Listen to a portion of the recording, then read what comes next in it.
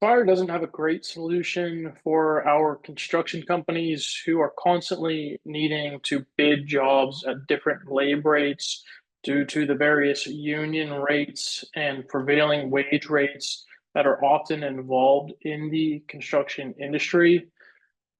The quote unquote right way to do this would be to have in your item catalog the various labor items for those various labor rates.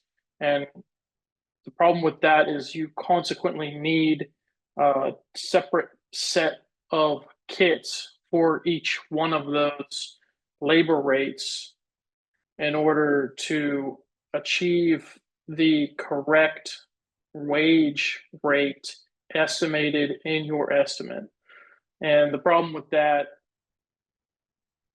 we have some options such as auto kitting and so forth, but um, the problem there is then this massive catalog of kits of hundreds and hundreds of items. And even if you were to get to that point, it's pretty cumbersome path, even with auto kitting and the individual cloning capabilities of the item catalog in order to create all of those kits necessary.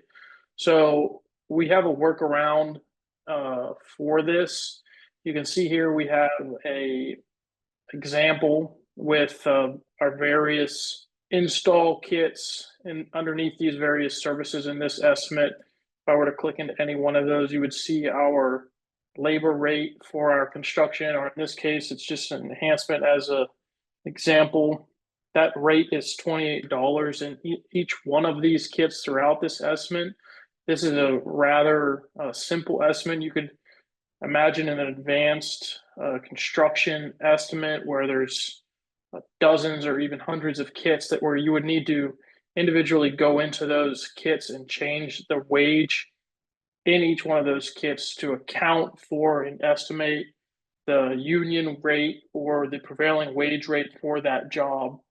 The quick workaround for that is, and what I'm recommending to specifically a company I'm helping out right now, is to use this adjust kit item cost. So for them, they will have their labor rate or construction rate set at their base union rate. And then for those jobs where they need to use a prevailing wage rate at the end of the building of the estimate or throughout the process, what I'll recommend is that they go into the adjusted kit item costs, go to that labor rate here and put in their prevailing wage rate.